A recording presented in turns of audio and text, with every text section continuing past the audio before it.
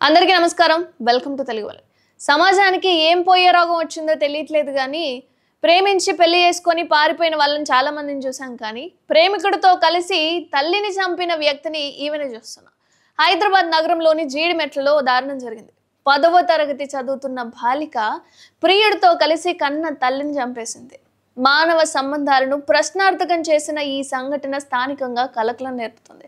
వింటున్న ప్రతి ఒక్కరికి కూడా షాకింగ్ అందజేస్తోంది. ప్రేమ వ్యవహారం తెలిసి తల్లి మందలించిందన్న కోపంతో తన ప్రియుడు అతని తమ్ముడితో కలిసి కూతురు కన్న తల్లిని చంపేసింది. జీడిమెట్లలోని ఎన్ఎల్బి నగర్లో ఈ దారుణ ఘటన జరిగింది.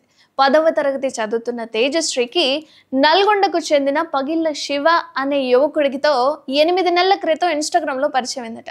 ఈ యువకుడికి 19 ఏళ్ళట. ఆ పరిచయం కాస్త ప్రేమకు దారితీసింది.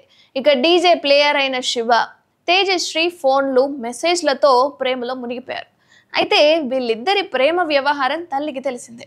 ఆ వయసులో ఇది సరైన పద్ధతి కాదని, బాగా చదువుకోవాలని కూతుర్ని మందలించిందట తల్లి. తమ ప్రేమకు అడ్డుగా ఉన్న తల్లిని చంపేయాలని డిసైడ్ అయిపోయింది. ఆ విషయాన్ని ప్రియుడు శివకు కూడా చెప్పింది. ఇద్దరూ కలిసి హత్యకు స్కెచ్ చేశారు. అందుకు శివ తన తమ్ముడు పగిళ్ళ యశ్వంత్, ఈ యువకుడికి 18 ఏళ్ళట. ఆ తమ్ముడు, ఈ అన్న, ఈ ప్రేమికురాలు ముగ్గురు కలిసి తల్లిని ఎలా చంపాలి అని స్కెచ్ గీసుకున్నారు. ఈ క్రమంలో శివ యశ్వంత్ ఇంటికి రాగా తేజశ్రీ ముగ్గురు కలిసి ఒంటరిగా ఉన్న తల్లిని కిరాతకంగా చంపేశారు. ఎంత దారుణం ఇది! స్థానికుల ఫిర్యాదుతో జీడిమెట్ల పోలీసులు అయితే కేసు నమోదు చేశారు. ప్రస్తుతం ముగ్గురు నిందితులు పోలీసు అదుపులో ఉన్నారు.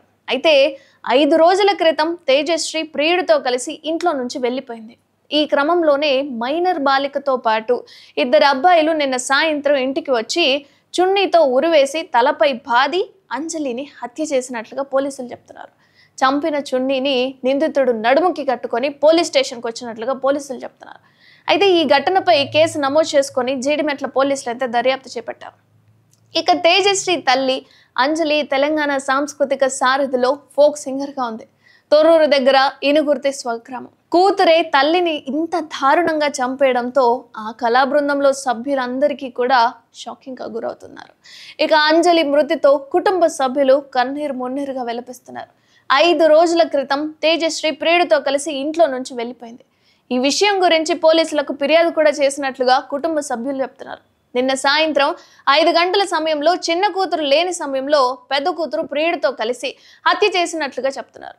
ఇక చిన్న కూతురు సమాచారం ఇవ్వడంతో ఈ విషయం తమకు తెలిసినట్లుగా కుటుంబ సభ్యులు అని పోలీసులు చెప్తున్నారు. ఈ విధంగా మారిపోయింది సమాజం. వెళ్ళిపోయిందేదో 5 రోజుల క్రితం వెళ్ళిపోయి మూసుకొని ఎక్కడనో బ్రతికినా బాగుండు.